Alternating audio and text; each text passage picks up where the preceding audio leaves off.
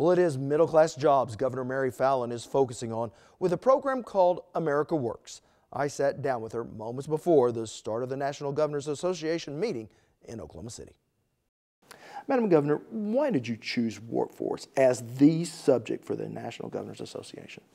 Well, because we got to make sure that we have the skills that we need in our workforce to meet the needs of the employers in America.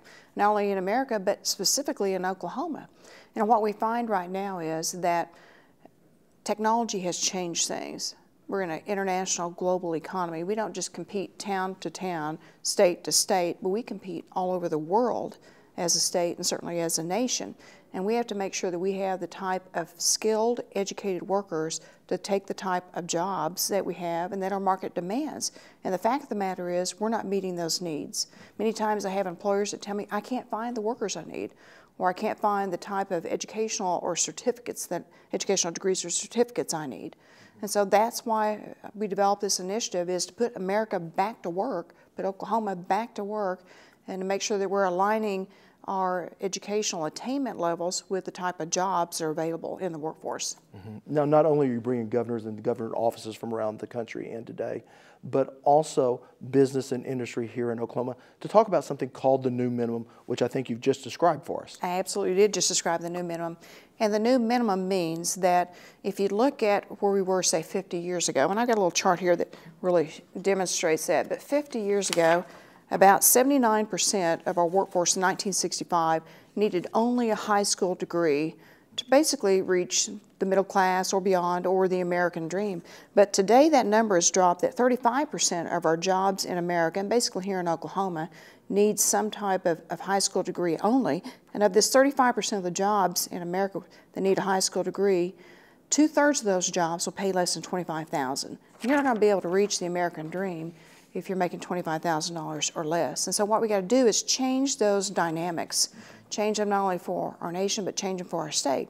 We know in the state of Oklahoma that if you look at the educational attainment level of all of our people who are employed, that about 54% of Oklahomans have something more than a high school degree. It could be a couple hours of college, it could be a career technology certificate, it could be an associate degree, a bachelor's degree, or even above. But looking out 6 years from now, in 2020, we know that 77% of all of our jobs in Oklahoma will require something more than a high school degree. And so we have a big skills gap, about a 23% gap. And if we don't fill that skills gap to make sure we have the right type of education levels in our state, career certificates like with Career Tech, what we're going to find is that those jobs won't stay in Oklahoma, or we may just not even attract the jobs to Oklahoma because they can't find the workers they need. So knowing the challenges that we face, is this an issue that both education, business, and government all need to come together to fix? Absolutely, and that's what's exciting, is that we are coming together. And that's been the whole part of my initiative, is how do we bring everybody to have a seat at the table, to have common education, career technology, vocational schools, our higher education institutions, our business leaders, and our public policy makers all together to sit at the table and talk about the type of jobs that the employers will need to have filled, and to talk about the skill sets that our students and even working adults who are hoping to move up the career ladder or enter back into the workforce, what type of skill sets will they need? What type of educational attainment will they need to be productive and to be able to reach the American dream? What do you see your office doing from here after your time as head of the National Governors Association on workforce development? Well, I'm hoping to bring even more jobs to Oklahoma, and that's been one of my sole focuses, is raising our standard of living in our state, and we actually have. Since 2010, our per capita income has gone up 6.1%, which is ranked number 2 in the nation in income growth for a family of 4. But we can only raise those income levels of our families and give them a better life if we create better paying jobs.